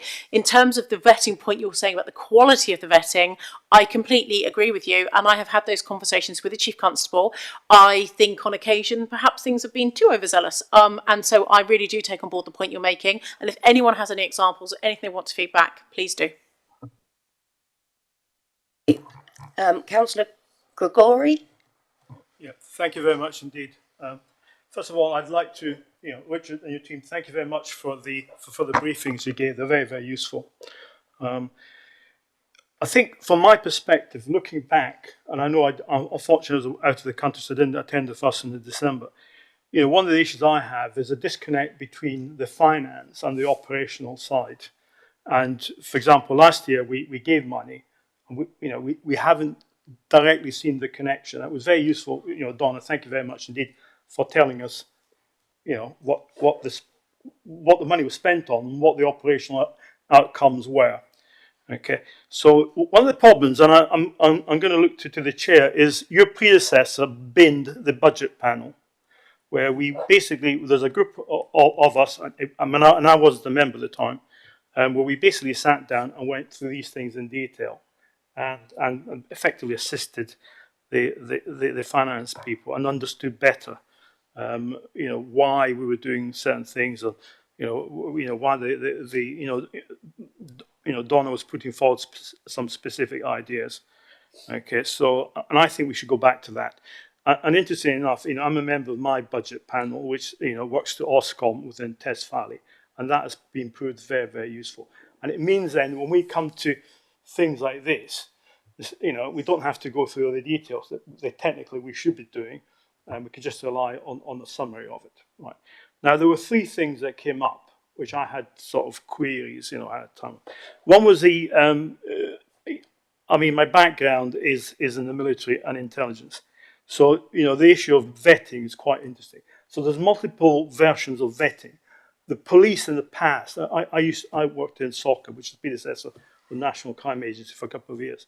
And one of the things that fascinated me was, compared to the army and the national agencies, was a complete lack of vetting outside specific units in the police. And that actually caused a lot of problems.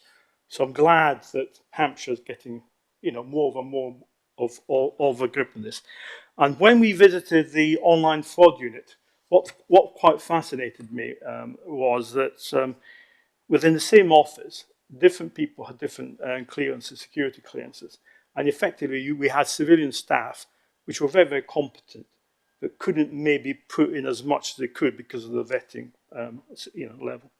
So that's the first thing. Second thing is, and I do come from IT background as well, unfortunately, the IT Windows updates.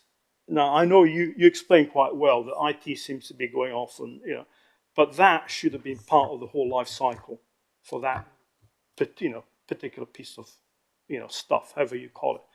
Well, so when you buy a machine nowadays, and I don't know how they do it, you tend to buy it with the latest version of Windows. Okay, so why we, I think you were, queried that quite rightly, Richard. And then the final point is this question of more police officers, which I'm more in favour of, but I think it's very difficult. You just use that as a criterion, right? It's very admirable, right? Okay. But I've seen, when I've attended incidents in that most exciting old place is Andover, that we end up having 4 police officers, 3 probationary, and 1 supervisor. And that's actually part of the problem. Okay, so in effect, and I could share my army experiences because we had this in the UN as well quite often. So if you only need 1 decision maker, you only need 1 officer. If then they have to drag along 3 officers, and we're paying for them, okay, then that really creates a particular sort of problem, okay. And Richard quite rightly also highlighted the fact that we're going to come up with a spike because in terms of the way the police officers are paid, after so many years, there's a significant spike in how much they are. So I'm just, it may well be a throwaway line, but really I think numbers is not good enough in terms of, it's how many are effectively there. There may be that when we recruit people from, from other forces or whatever, that's brilliant. And then final, the local Bobby thing. That is a real problem. I spoke to my, unfortunately who cannot be here, Councillor Ashbrook. He was going to vote against this. And one of the issues is he's in the rural. I've got a town ward. The problem is the local Bobby thing has not gone forward as quickly as we would like. And part of the problem, I think, is the issue of you've got to have experienced officers. Okay. Anyway, I'll shut up. Thank you very much. Thank you. Some excellent points raised there. In terms of the vetting point you make, I mean, exactly, this, you've lived it, you've probably, commanded men that had different various vetting levels as well. So yes, I mean, clearly that is an operational matter for the Chief Constable around who's vetted at what level. And there are different analyst roles that will have to be, in fact, vetted sometimes higher than maybe an operational police officer, even though they're a police staff member, because they are inputting into systems that are have a lot of classified information on them. But the complexity of the vetting in policing, as you say, with different levels, sort of 3 main categories, and then you've got the developed vetting for counter-terrorism policing and other things, is quite significant and does add cost and pressure onto the force. In terms of the Windows situation and the whole life cost, I mean, it's a very, very good point. And actually, Rich will probably laugh at this because I have been very unhappy about the spend on IT, and to the point where I've had an external sort of independent person come in. I think it's fair to say, and I will come to Rich in a second on this one, there is a massive, you'll know from your probably days in the NCA as well, there is a massive over-dependency in police forces across the country on Windows, which actually genuinely really concerns me, because they can just, withdraw a license, update something new, say we need to do more upgrades. It's sometimes virtually impossible to plan that whole life cost because he who holds the keys, they're just changing things at a whim. So I do sit on the board of the National Police Digital Service, again, an organisation that you'll be aware of from your time at the NCA. And again, this is something that we're working through on behalf of the Home Office and the systems that are the national policing systems, which PDS manages and runs operationally for police forces around this dependency on Windows. It's an issue for all police forces, some more than others. We are definitely one of the ones that I am concerned about our dependency. And we've got a IT review going through at the moment Now, our IT services are actually managed and run through Thames Valley Police as part of our Joint Operations Unit. They deliver that there. But the Chief Constable, Richard, myself, Kay, and our Deputy Chief Constables do sit obviously on our Joint Governance Board. And we had the meeting just last week, and it's one of the things that I'm constantly cracking the whip about. But before I go on to the final third point you made, I'm going to defer to Richard on the IT stuff too. So just on that IT point around Windows, you're absolutely right. So Windows 10 is what we operate with at the moment. That was sold as an evergreen system, and these magical evergreen updates would happen in the background. We'd never have to move off of Windows 10. That has caused us some issues sometimes, because sometimes those updates happen without our knowledge and we have to rush around doing it. We're now being told that the cost of Windows 10 will rise significantly, so that it is cheaper for us to do this work and move to Windows 11 rather than stay with Windows 10. And so that's exactly as you set out, the mechanisms available to those organisations to encourage us to move towards Windows 11, as well as the need to make sure that our security is up to date and on the latest platforms as well, as part of the national access to national systems. So that has caused that need to change, and why it is a successful business case to make that change. But a lot of that cost is actually not in doing the upgrade itself, it's in checking that our other systems, our other applications will all work on Windows 11. So we have to run through all of our applications before we can change it over, to ensure that they all work and we can't have any loss of some of those, particularly the critical applications. And we'll need to make amendments to those and possibly upgrade some of those other applications in order to be compliant with the new Windows 11 software. And in terms of the inexperienced police officers, for want of a better word, yes, absolutely, it is a big problem. I mean, I can't sit here and sugarcoat it for you. We do, obviously, the sergeants do need to go out and be training up the newer officers. I mean, I have to be honest, one of the things that I push back on to the Chief Officer Group quite a bit is that you've got a 2.5, 3 year PC training up someone who's just come out of their 15-week core training, whilst a sergeant sat in the office. Come out of the office, please, and go and train your new team. So, you know, again, operational matter, but that's been my feedback when I go out on shifts. I'm not an operational police officer, obviously. But in the budget that you guys supported last year, that did mean that we were able to support the recruitment, well, the promotion of 30 new sergeants, because exactly the point you're making, Councillor Weege, we knew we had too many gaps. And so that was a real key point. In terms of the local Bobby's point and the rural, well, I hope if he was here, you know, those 15 of them are going to be going into the rural for exactly the point that I said. And, you know, look, I don't want to speak badly about people that are not here to defend themselves, but you know, the local Bobbies scheme was one of the really big things that I've wanted to do for the public over the last 3.5 years. The execution and delivery and rollout of it operationally was disappointing for me. However, we have got a new Assistant Chief Constable in that area, and she is absolutely gripping it.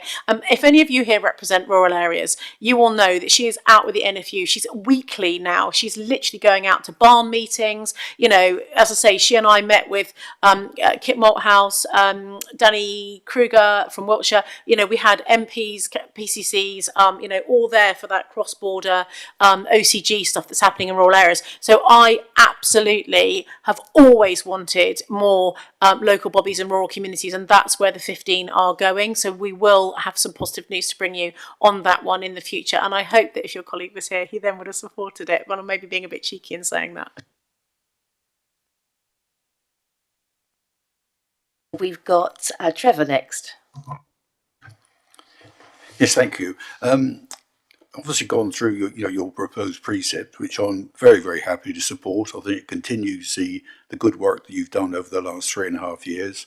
I suppose for me, having sort of sat on this panel for many, many years with 2 previous PCCs, I've got to say it's a breath of fresh air in what you're doing, because what we saw then was probably not what we want to see in the future. So very happy to support the precept proposal, especially on the police officer side of life. I think that's very important.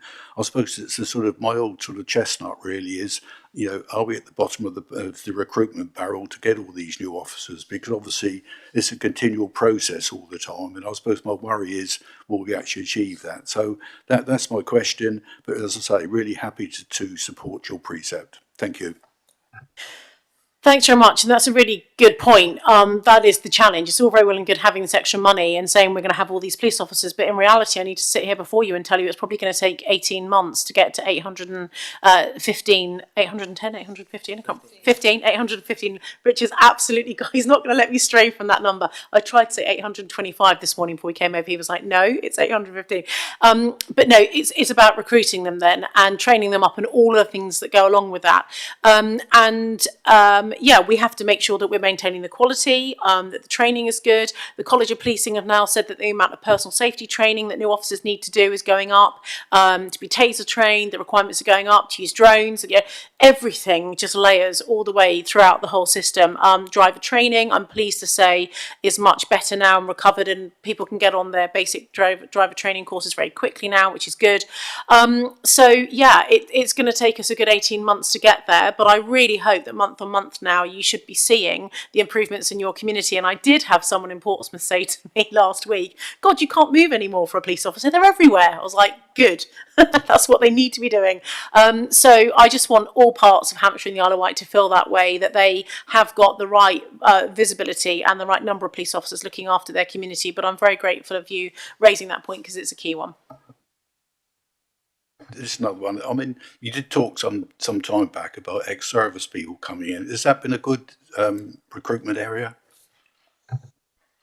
Yes, it has been, and the Military Policing Plus, as we're calling it, which was rolled out by the Chief Constable, has been, it's great. It's a good initiative. I think vetting has not been our friend on that one again, in terms of maximising the opportunity of people coming from that command structure organisation into another command structure organisation, what really should be quite natural bedfellows. And when you look at what we've got in terms of Army in the northwestern part of the county and the northeastern actually, and then the Navy in the southern part of the county, we really should be milking this.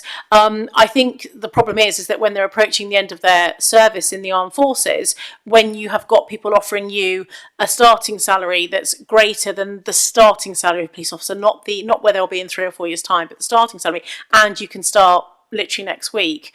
We are making them jump through multiple hoops. There's still some work to be done there, but unfortunately we're working in a national framework, so it is tricky. Thank you, Trevor. So we've got Councillor Craig next. Thank you, Chair. I've got a few issues with this and the update. The update you've given us that you're saying about recruiting an extra 40. My concern over that is the extra costs that come with it. As part of your budget report, you were saying about the NI without the vetting and everything else, the staff costs. So I think we ought to be sure that those extra 40 aren't going to end up costing even more money to the taxpayer. Because I know you're saying it's only £14 a year, but at a time when people really haven't got any money and they're not feeling comfortable, they're not feeling reassured with things going on, I think it's a lot to ask. It may not sound like a lot, but it is a lot to ask for some. So I do have some issues around there. The other thing, I don't know if anybody else has looked at it, but it's interesting that the government has capped everybody at £14 and every council is raising it by the £14 maximum. And then I think you said, Donna, the only extra money we're going to get is if we go for the £14. That to me is just so farcical, because you're being dictated as to how much money to put it up on a blackmail of getting extra money. And that to me does not reflect what you need and what you want as a police force. It's a dictator thing to me, and that doesn't sit very well with me at all. The other issue I do have, and one that kind of causes me concerns, it's nothing new, is the fact that we never have a commander in place longer than 18 months, 2 years in Eastleigh. It is not good for continuity.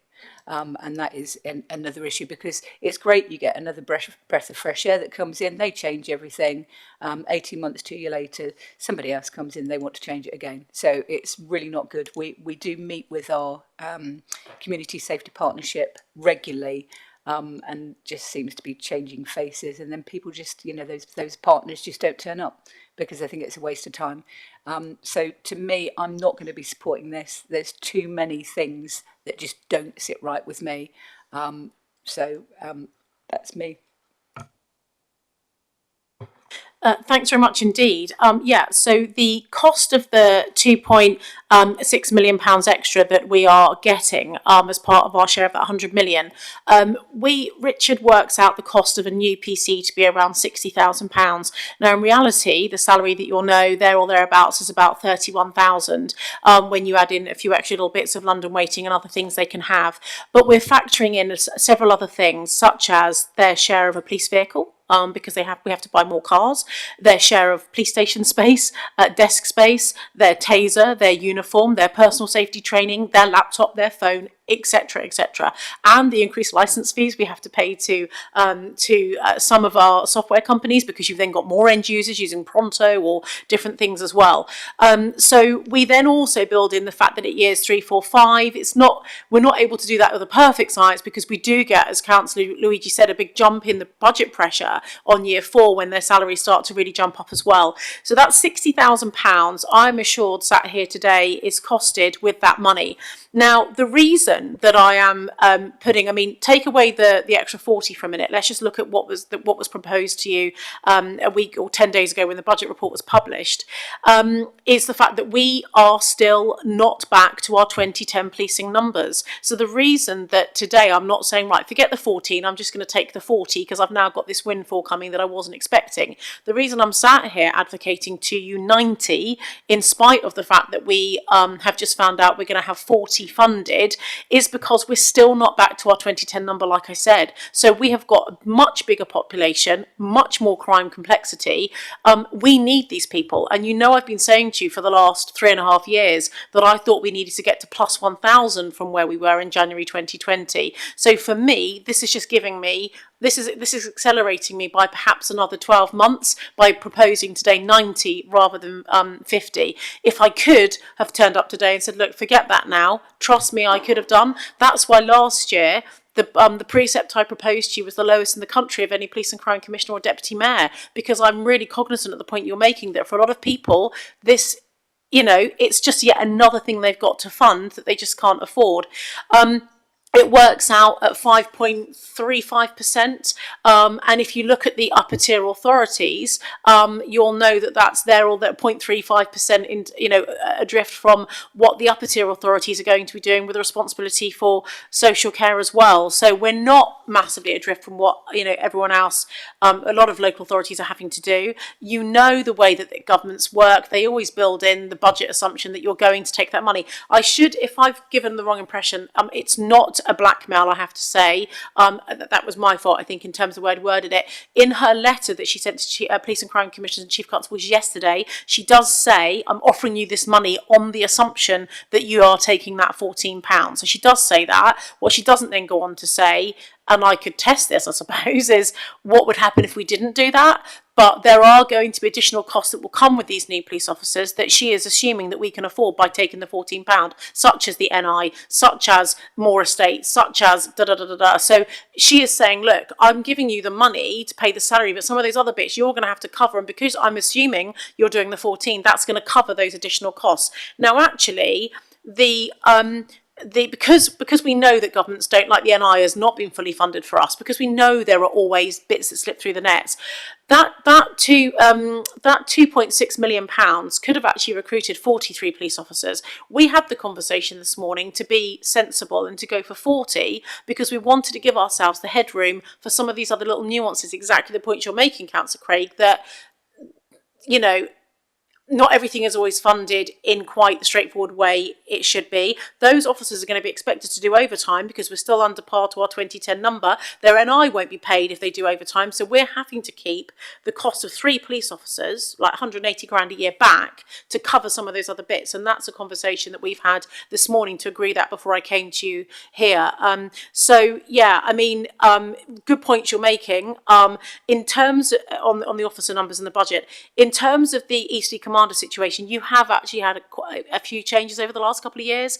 It's not been ideal. I have raised this previously and I will go back and take that up for you again, and perhaps the Chief and I could come and see you and leader of the council and have a chat about it. But I'm with you where you can get that continuity.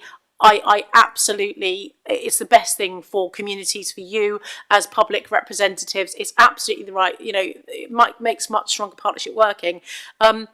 The problem is with the district the district commanders are that they are chief inspectors, and because of the number of people leaving policing and retiring, because 2092, 93, 94 were big years in policing way back when for recruitment, and so we've seen an artificially high number of people also leaving, which has just put even more pressure on recruitment, more pressure on vetting, because we're backfilling to try and recruit just to stand still on our numbers, and then I'm also layering on 75 more police officers on top of that.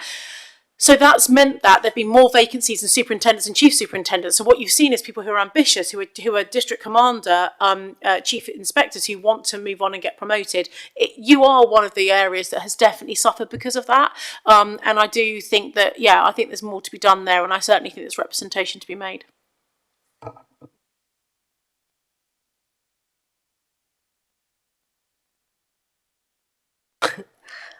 Okay. So we've got a list, quite a long list now. So just to let you know, I've closed it just for now. So we've probably got a lot of questions left. So we've got Councillor Robinson, and then after that we've got Councillor Brown. So you just know when you're going to be speaking. Thank you. Okay. Thank you, Chair. I will be actually quite quick. I think constructive criticism, for example, on the rural affairs, I think that should always be welcomed. Because I really do believe it leads to actually better outcomes if it is constructive, and I think you've responded well to any criticisms that you've had and concerns, which to me is another positive, because it means we move on from that. For me, all of us that are councillors, we're really involved in the community, and we know what our communities want, and our communities want safer streets, and they want more police officers, and that does cost money. One person will say, well, what's £14? Another person will say, well, it's added to it. But the situation that we in our communities, a lot of our communities are in, we are going to have to pay that extra. And I think the added bonus which has come from the Home Office, which means that we can forward plan for another 18 months. I think that's a good thing as well. I'm actually very happy with what you've delivered. Donna, last year, I was a little bit last year, it was 6.9%, was it last year, I think? And I was a little, but I don't think anybody can question the delivery. And I think what you've done is you're giving people value for money.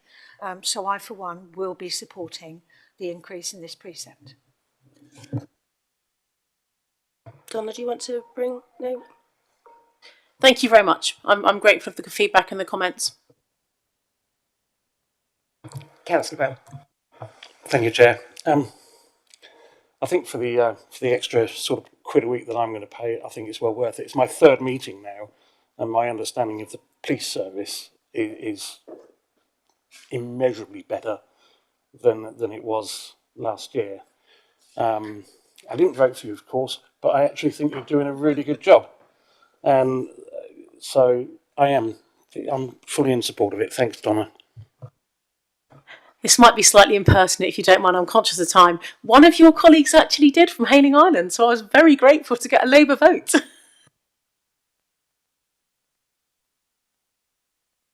Councillor Adair. Another one on the vetting. Appreciate that no vetting process is perfect. Wayne Cousins, the murderer of Sarah Everard, clearly went through a vetting process and passed. I know his colleagues had serious concerns about him. But within Hampshire, are we feeling that the process we've got in place are vigorous enough to stop us having our own homegrown Wayne Cousins? If anything, a little bit too vigorous, I would say, in terms of our vetting. We need to, as Councillor Burton said, we need to get on and get people through the system, but not letting anyone fall through the net in the example you've just given. What I will say, just moving on to police standards, is that I think Hampshire is actually really good and really robust, where people are employed and are appointed as a are appointed as a police constable, or any rank, in fact, that when things go bad, our police standards department are actually really good at, and our anti-corruption unit, which you'll be aware of, PSD and ACU, of robustly investigating and looking at. And we are holding more hearings now under Reg 16 and other things to expedite for the chief constable to sack people as quickly as we can, where it's either dishonesty, violent related, or sexual related. And those are often the three key areas that police officers will leave the force for, or police staff members, mostly police officers. And through my office, we have to set up the panels with the independent panel members and the independent panel advisor, which is sort of a barrister or an employment expert. So the whole dismissal process and way that police forces are expediting removing bad people that shouldn't be in the role has changed quite a lot post Cousins, and there is an awful lot going on, and we have hearings every week. But unfortunately, you do have people who can be recruited and are an absolutely brilliant police officer, brilliant individual to be a policeman or policewoman, and then 20 years later something happens, perhaps it could be a divorce or something happens in their life and it triggers something, and then they're no longer the right person to be in that role. And that happens in all industries, you know, medicine, teaching, whatever it might be. But we just have to make sure that we are catching those people quickly and removing them quickly to use public money as best we can. Thank you. My colleague, Councillor David. Thank you, Chair. So actually, I've just got two questions. But before I do, I was listening to the radio this morning. I don't know if anybody else heard it, but the interview with the Vice Chancellor at Cardiff. So I know it's not the whole picture for her, but laying off 400 with the national insurance being a big part of that. So, you know, reading your report, I'm fully supportive. I think actually that increase is criminal on national insurance. It's crippling people. But my question really is the 6.6 million. How much of an increase, and I know we've sort of skirted around this issue, how much of the increase, if you have your full 90, do you think that actually will be to the force? I think you said you've ring-fenced that, but it'd just be good to know what you think that might be worst case. My second question, slightly flippantly, is and I have to say there are at least two of us on this committee that don't go anywhere near Windows, but you don't have that choice, I don't think, in the national strategy. But slightly flippantly, with Windows 12 coming out in Q3 or Q4, are we going to see another increase there as well, or do we think Windows 11 will be that answer to all things for the next decade? Thank you. I'll start and Richard can come up the rear if that's okay. So he can do the Windows bit and perhaps backfill on anything I'm going to say about the money, the extra £2.6 million, the new money. All of that, 100% of it will be spent by the constabulary. So I get all the money that comes to me, government grant, council tax. I then allocate almost, well, like 80% of that budget that goes to the force, probably more than that, 85% of that budget goes to the force for them to deliver. There are caps, cap and collar things on things they can spend and vary, and they need to come back to me for certain decisions.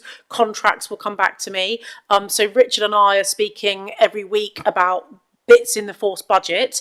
The force then close their accounts down. I then have a separate bit for paying for my staff, my office, what I'm doing, and estates.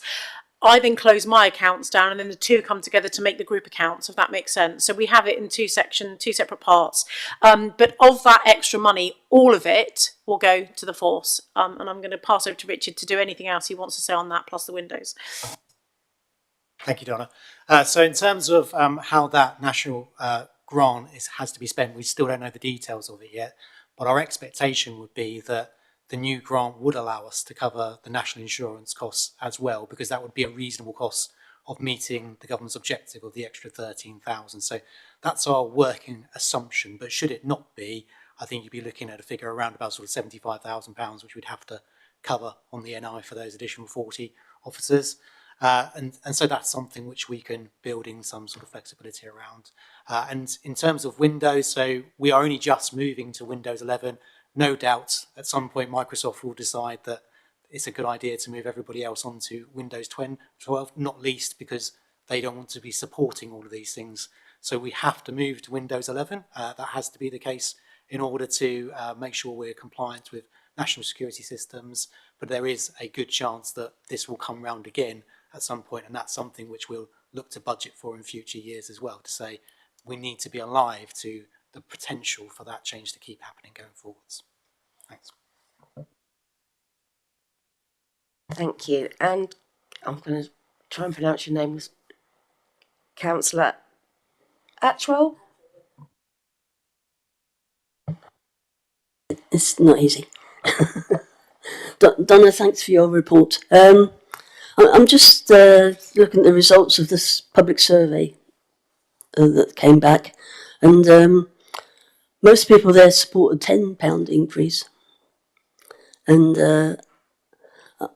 I'm in the position that I would like to support what the people in the survey have requested, not the £14. I think last year also the committee agreed on £10, wasn't it? Even though you had asked for a higher budget last year as well. Sorry, can you repeat that last bit again about last year? Yeah, last year I think the committee agreed on £10, even though you'd asked for a higher budget as well last year. I think £12, wasn't it? No? That's my mistake. Sorry. Okay, sorry. Yes, no, I asked for £10 last year. I mean, all other, I think £13 was the maximum we could do last year, and everyone else did £13 in the country. I was the only one that did 10. So as I say, it was the lowest in the country. Actually, that's not true. Some did 11, but I was the lowest at 10. And that was a very conscious decision because, you know, I appreciate last year inflation was really high, and people were really pressured. And also I made a commitment to the public in 2021 when I became the police commissioner. And Richard will know this, and people that have worked with me, from my days in Portsmouth, that that budget management, you know, understanding the economic picture and what's going on and how to utilise and responsibly manage public money is something that I really, that's one of the reasons why I'm sat here. Because if you don't feel, you know, for me, if I didn't feel like I could do a good job around those things, I wouldn't have put myself forward for such a role with such responsibility of the responsibility of £500 million of public money. I do take on board the point, you know, it's never easy, is it, when you're putting up council tax? You guys are all going through exactly the same situation at the moment, where you're in the invidious position of having to go for the maximum council tax in all of your council areas. And some of you are considering asking, or, you know, the county have made representations around potentially going out and breaking the referendum limit. The referendum limit for me is £14 and a penny, so I can do 14, but anything over that I'd have to hold a public referendum. You know, I take on board the point you're making, but I did have 17.8% of people that supported 15 and 23% that supported 20. So actually, you know, more people supported 20 and 15 than they did 10. So overall, I think when you ask people when they're voting, or what their main issues of voting are, crime and community safety are always in the top 5. So I think at £1.17 a month for a bandy property, and for the vast majority, over almost 60% of our residents, that will pay nearer £8 or £9 a month a year, I think that it is good value, as Councillor Robinson has said, and I would really urge you to support me. We really, really do need this money. The police officers, we really need more police officers, so thank you. Thank you, colleagues. So my position on this is I'll be supporting it. And I just want to say from an Isle of Wight perspective, because obviously we've got a certain boundary, that the Bobbies have worked excellent. The front desks, brilliant. And the only thing I hear is we never see as many police as we used to see. So for me, this it works really well for the Isle of Wight. And I also see, with the front desks opening, etc., that it's almost, I do see the police as well as a bit of a wraparound service with the public to keep them safe. It's not just about, they do so much more, and I just want to praise them for that, really, and thank you for all you do, Donna. Chair, you've got another one signalling over the other side. Oh, hello, Christy. Thank you, Chair. Yeah, thank you so much for your presentations, both of you. I think that was really, really informative and really helpful for us to try and help make this really difficult decision. From a Southampton perspective, there's no question people want to see more officers out there even just the feeling of safety, just seeing them there makes them feel so much better. So I was pleased to hear that amendment to the budget this afternoon, this morning. So that's great news. In terms of feedback, I guess constructive feedback, some of the feedback I've received from officers is the partnership side of things could be better. In terms of communications and keeping everybody informed and making sure that we're not kind of treading over each other's toes, doing similar work, and really maximizing this budget and really making it stretch on both sides. So I guess what I'm trying to say is happy to support the budget, but under the caveat that these partnerships are strengthened and that communication is really improving. Thank you. Okay, so I'm just going to give one more chance for anybody. Another question? No, you're okay? Okay, so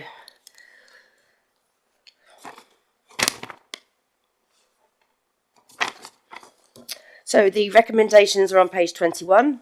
I'm sure you've all seen that's quite a lot of recommendations. I'm happy to read them out if you want me to, but equally happy not to. Is everybody okay with it? Okay, so we know what we're voting on, and I'm suggesting we vote on block with this as well. Yeah, happy. So everybody in favour of supporting the budget for the Peace and Crime Commissioner?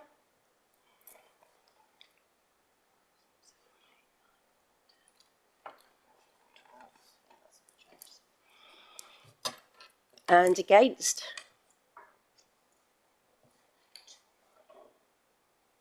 And abstain? Thank you very much, colleagues, and thank you very much, Donna, and everybody else has worked really hard on this. Thank you very much.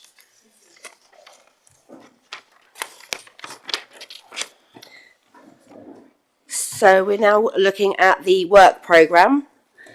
Page 99. Page 99. Sorry, Chair, it's 2 hours now. Can we have a break? Pardon? This should be really quick. This is the last thing. Do you need to?